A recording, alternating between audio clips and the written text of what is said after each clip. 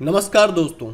तो इस वीडियो में हम डिस्कस करने वाले हैं यूनिवर्सल बेसिक इनकम के बारे में, जो कि इस वक्त दुनिया भर में बहुत ज़्यादा चर्चा में है। इस वीडियो में हम देखेंगे कि ये क्या है, ये क्यों चर्चा में है, क्या ये इंडिया में लाया जा सकता है, क्या प्रॉब्लम्स हैं जिनकी वजह से यूनिवर्सल बेसिक इनकम के ऊपर बात चल रही है। चलिए देखते हैं।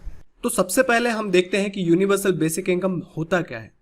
तो यूनिवर्सल बेसिक इनकम बेसिकली एक मॉडल है, एक स्कीम है, एक ऐसी स्कीम जिसमें एक देश की सरकार अपने सभी नागरिकों को एक रेगुलर और अनकंडीशनल पेमेंट देगी।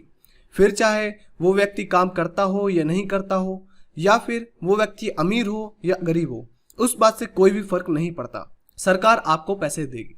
लेकिन ऐसा क्या कारण है जिसकी वजह से सरकार आपको पैसे देगी? तो उसके मेनली दो रीजंस है। सबसे पहला है अनएम्प्लॉयमेंट और दूसरा है पॉवर्टी, जो कि दुनिया भर में कई देशों की बहुत ही बड़ी प्रॉब्लम्स है। और यदि हम खासतौर से इंडिया की बात करें तो अनएम्प्लॉयमेंट बहुत टाइम से बहुत बड़ी प्रॉब्लम रही है, और साथ ही में हमारे यहाँ गरीबी भी बहुत ज़्यादा है, जिसकी वजह से जिसको देखते हुए सरकार ये डिसीजन ले सकती है कि आपको एक यूनिवर्सल बेसिक इनकम दी जाए, जिससे कि जो अनएम्प्लॉयड लोग हैं और जो गरीब लोग हैं वो अपनी डेली बेसिक नीड को पूरा कर सकें। लेकिन ये जो प्रॉब्लम्स हैं, ये प्रॉब्लम्स तो दुनिया भर में बहुत पहले से हैं, और इसी वजह से कई लोगों ने बहुत पहले से ही यूनिवर्सल बेसिक इनकम का आइडिया दे के रखा था।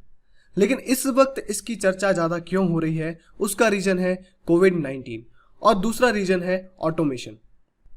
इन दो रीजन्स की वजह से या तो लोगों की जॉब जा चुकी है या फिर उनकी जॉब आने वाले समय में बहुत ज़्यादा खतरे में है।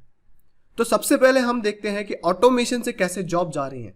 तो ऑटोमेशन क्या है? यदि मैं सिंपल वर्ड्स में बोलूं, जो काम अभी आप करते हो, जो जॉब अभी आप करते हो, उसकी जगह कोई एक मशीन या फिर कोई कंप्यूटर आपकी जगह पे काम करेगा, जिसकी वजह से इंडिया में यदि हम बात करें तो 2030 तक 12 करोड़ से ज़्यादा नौकरियां जाने का खतरा है।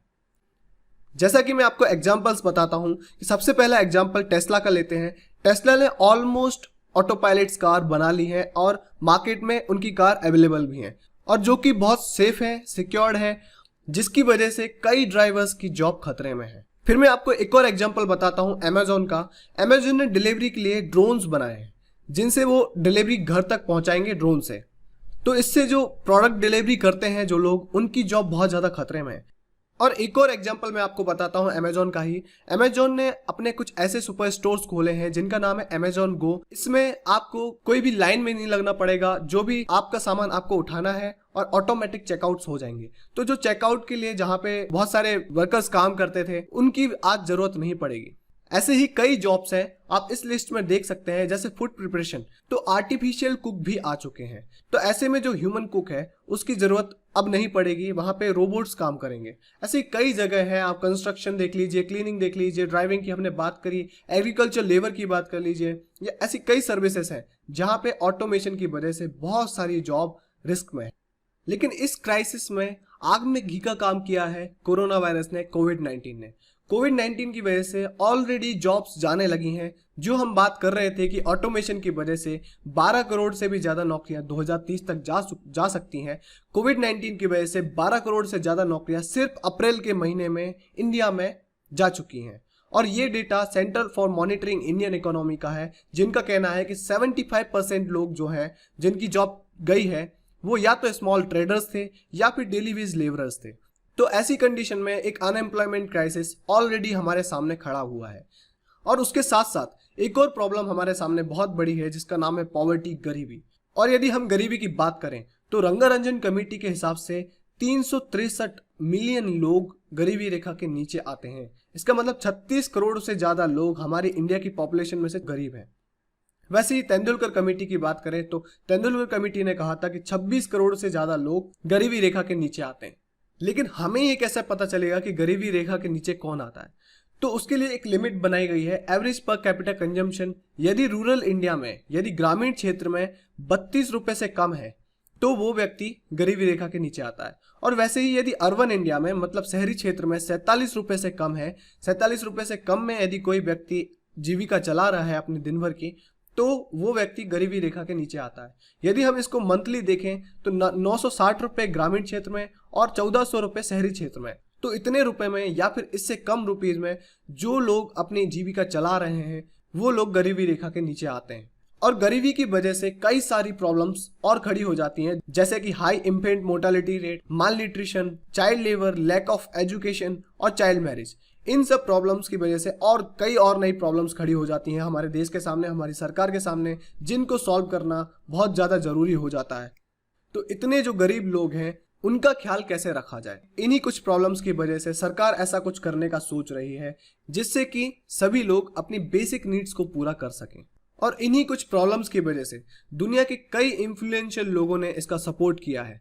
उनमें से सबसे पहले थे थॉमस मोर, जिन्होंने सबसे पहले बेसिक इनकम टर्म का यूज किया था अपनी एक बुक में जिसका नाम था यूटोपिया, जो कि इन्होंने 1516 में लिखी थी।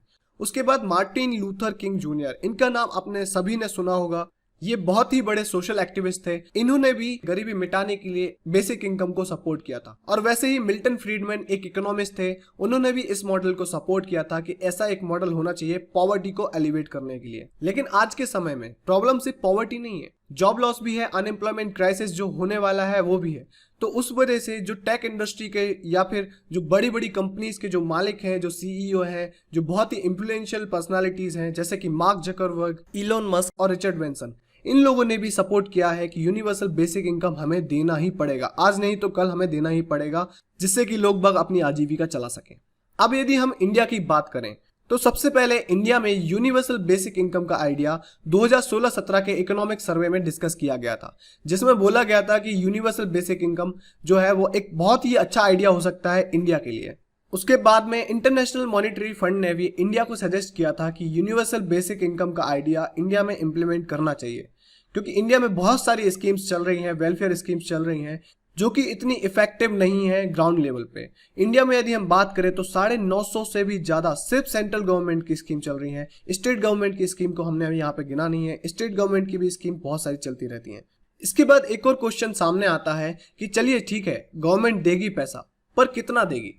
तो कितना पैसा गवर्नमेंट दे सकती है, इसके बारे में अलग अलग रिपोर्ट्स अलग अलग बातें कहती हैं। हम यहाँ पे सिर्फ इकोनॉमिक सर्वे की बात कहेंगे, जो कि एक गवर्नमेंट का सोर्स है, और उस सर्वे में ये कहा गया था कि हर व्यक्ति को 7,620 रुपये पर ईयर देना चाहिए, जो कि यदि हम मंथ में काउंट करें तो 635 रुपये पर मंथ आता है, और जिसकी अनुमानित कॉस्ट है वो जीडीपी का 4.5% के आसपास हो सकती है। और इस सर्वे में यह भी कहा गया था कि यदि हम इतने रुपए हर व्यक्ति को देते हैं तो जो एवरेज हाउस होल्ड इनकम है 40,000 रुपये पर एनम से बढ़ जाएगी, क्योंकि जो एवरेज इंडियन हाउस होल्ड का जो साइज होता है वो 5 होता है। और ये सब सुनने के बाद आपके मन में कई सवाल आ सकते हैं, जैसे कि यदि हम ये पैसे फ्री में सबको देते हैं बिना काम के, तो लोग बाग काम क्यों करेंगे? और यदि हम ये सब पैसा देते हैं तो लोग बाग हो सकता है कि बहुत गलत कामों में यूज करें। ऐसे ही कई लोगों के अलग अलग आर्ग्यूमेंट्स हैं। कुछ लोग इसके सपोर्ट में बोलते हैं और कुछ लोग इसके अगेंस्ट में बोलते हैं। जो लोग इसका सपोर्ट करते हैं वो कहते हैं कि ये एक अच्छा टूल साबित हो सकता है गरीबी को मिटाने के लिए, और इस मॉडल को इम्प्लीमेंट करने में बहुत ही कम ब्यूरोक्रेसी का यूज होगा, क्योंकि सरकार डायरेक्ट सबको कैश ट्रांसफर करेगी, तो इसमें जो मिडिल मैन वाली जो प्रॉब्लम है वो नहीं आएगी, जो करप्शन होता है वो नहीं होगा, डायरेक्ट लोगों तक पैसा पहुंचेगा और इस स्कीम का लोगों को फायदा पूरी तरह से मिलेगा। और इसके सपोर्ट में एक और बात कही जाती है कि लोगों के पास फ्रीडम होगी जॉब चूज करने के लिए, क्योंकि जब लोगों को आप बेसिक नीड्स फुलफिल करने के लिए आप पैसे दोगे तो लोग बाग जो मजबूरी में काम करते हैं अपनी बेसिक नीड्स पूरी करने के लिए, वो काम लोग बाग नहीं करेंगे, और लोग बाग फिर उस काम की तरफ जाएंगे जहां उनको मन लगता है या उनको काम वो पसंद आता है। और यदि लोग बाग अपनी पसंद का काम करेंगे तो उस काम की प्रोडक्टिविटी बढ़ेगी, उसकी प्रोडक्टिविटी बढ़ने से अच्छे रिजल्ट्स आएंगे, और जो सोसाइटी में हैप्पीनेस है वो भी बढ़ेगी, और हैप्पीनेस बढ़ने के साथ साथ लोगों की मेंटल हेल्थ भी इंप्रूव होगी। साथ में ये विमेन एम्पावरमेंट को भी प्रमोट करेगा।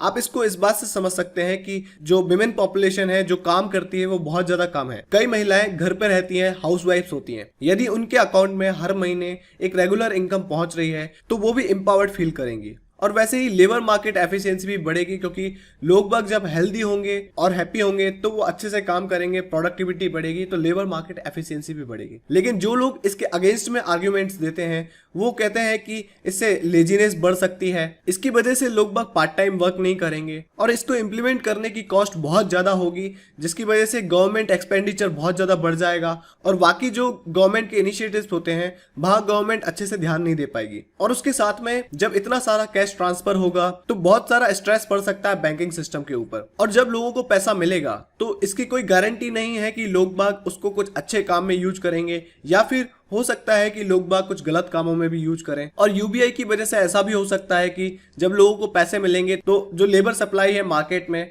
वो कम हो सकती है, और इसके मार्केट रिस्क भी बहुत सारे हो सकते हैं। जैसे कि जब लोगों के पास पैसा होगा तो वो लोग खर्च करेंगे कई एमिनिटीज में, कई प्रोडक्ट्स खरीदेंगे, तो इससे जो सप्लाई चेन है उसमें बहुत ज़्यादा इफेक्ट पड़ सकता है और महंगाई बढ़ सकती है, इन्फ्लेशन बढ़ सकता है। और इन्हीं सब चीज़ों को देखने के लिए दुनिया भर में कई एक्सपेरिमेंट, कई पायलट प्रोग्राम्स चलाए गए हैं यूनिवर्सल बेसिक इनकम को टेस्ट करने के लिए। और इंडिया में भी एक पायलट प्रोग्राम वेस्ट दिल्ली और मध्य प्रदेश में चलाया गया था, जिसमें 6000 से भी ज़्यादा लोगों को पैसे दिए गए थे। एक मॉडेस्ट बेसिक इनकम दी गई थी जो कि कैश में पे करी गई थी और मंथली पे करी गई थी, और इसमें भी कोई कंडीशंस नहीं रखी गई थी। और इस पायलट प्रोजेक्ट को सेल्फ एम्प्लॉयड वुमेन्स एसोसिएशन के द्वारा चलाया गया था, और इसमें यूनिसेफ और यूएनडीपी ने फाइनेंशियल असिस्टेंस दी थी। और इस एक्सपेरिमेंट में जो रिजल्ट्स आए थे वो बियॉन्ड एक्सपेक्टेशन थे। इस एक्सपेरिमेंट में देखा गया कि जो लोगों को पैसे दिए गए हैं उनका जो न्यूट्रिशन है वो इम्प्रूव्ड हुआ है, सैनिटेशन इम्प्रूव्ड हुआ है, हेल्थ और हेल्थ केयर में लोगों ने पैसा खर्च किया है जिससे कि उनकी हेल्थ इम्प्रूव्ड हुई है। जो बच्चे हैं उनकी स्कूल अटेंडेंस में सुधार आया है, उनकी परफॉर्मेंस में भी सुधार आया है, महिलाओं की स्थिति में सुधार आया है, और जो डिसेबल्ड लोग हैं, जो दिव्यांग लोग हैं और जो वल्नरेबल ग्रुप्स हैं उनकी भी पोजीशन में सुधार आया है। और ओवरऑल देखा जाए तो जो क्वालिटी ऑफ वर्क था वो इम्प्रूव हुआ था। तो इस एक्सपेरिमेंट के बहुत ही पॉजिटिव रिजल्ट्स आए थे। तो जो लोग इसके अगेंस्ट आर्ग्यूमेंट कर रहे थे कि लोग बाग काम नहीं करेंगे यदि आप उनको पैसा दोगे तो, या फिर जो लोगों को आप पैसा दे रहे हो वो गलत कामों में भी उपयोग कर सकते हैं, हाँ ऐसा हो सकता है, लेकिन मोस्टली लोगों ने इस पैसे को अच्छे काम के लिए ही यूज किया और अपनी वेल बीइंग पे ध्यान दिया। तो यूनिवर्सल बेसिक इनकम, जैसा कि इकोनॉमिक सर्वे में कहा गया था, कि एक बहुत ही पावरफुल आइडिया है, और ये अनएम्प्लॉयमेंट क्राइसिस और गरीबी से लड़ने के लिए एक बहुत ही अच्छा सॉल्यूशन साबित हो सकता है। और जो गरीब लोग हैं उनकी बेसिक सस्टेनेंस में ये बहुत ही ज़्यादा मददगार साबित हो सकता है। जैसे कि अभी कोविड-19 चल रहा है और इस टाइम बहुत ही हार्ड टाइम है गरीब लोगों के लिए, बेसिक खाना पानी के लिए भी उनके पास पैसे नहीं हैं। जैसा कि आप इस न्यूज़ में देख सकते हैं कि भोपाल की एक महिला थी जो कि मंदिर के बाहर प्रसाद बेचा करती थी, लेकिन लॉकडाउन की वजह से वो उनकी दुकान बंद हो गई और आज उनके पास कोई भी पैसा नहीं था अपने बच्चों को खिलाने के लिए, जिसकी वजह से उनको अपना मंगलसूत्र बेचना पड़ गया, जिससे वो अपने बच्चों का और अपना पेट भर सके। वैसे ही ऐसे कई लोग हैं हमारे देश में जिनको ऐसे एक मॉडल की सस्टेनेंस के लिए बहुत ही ज़्यादा ज़रूरत है, लेकिन इस स्कीम को इम्प्लीमेंट करना बहुत ही मुश्किल होगा हमारी गवर्नमेंट को, क्योंकि इसकी जो कॉस्ट है वो बहुत ही ज़्यादा हाई होगी। ऑलरेडी बहुत सारी गवर्नमेंट स्कीम्स चल रही हैं वेलफेयर के लिए। हो सकता है कि इसको इम्प्लीमेंट करने के लिए गवर्नमेंट जो इफेक्टिव स्कीम्स नहीं है उतनी, उनको बंद कर दे और उसकी जगह पे ये लेके आए। लेकिन फिर भी ये मॉडल सक्सेसफुल होगा या नहीं, ये सब कुछ डिपेंड करता है इम्प्लीमेंटेशंस के ऊपर, क्योंकि हमारे यहाँ जितनी भी स्कीम्स हैं वो ऑन पेपर बहुत ही अच्छी लगती हैं, बस उनका इम्प्लीमेंटेशन उतने इफेक्टिव तरीके से नहीं किया जाता है। आखिर में आप क्या सोचते हैं इस स्कीम के बारे में? इसको इम्प्लीमेंट करना चाहिए या नहीं? यदि इम्प्लीमेंट करना चाहिए तो गवर्नमेंट इसको कैसे इम्प्लीमेंट कर सकती है? आप मुझे कमेंट सेक्शन में लिख के बता सकते हैं। तो इसी के साथ ये वीडियो यहीं पे ख़त्म होती है, और यदि आपको वीडियो अच्छी लगी हो तो please don't forget to share and subscribe. इस लेक्चर की PDF आपको मेरे इस टेलीग्राम ग्रुप में मिल जाएगी। थैंक यू फॉर वॉचिंग, मिलते हैं नेक्स्ट वीडियो में।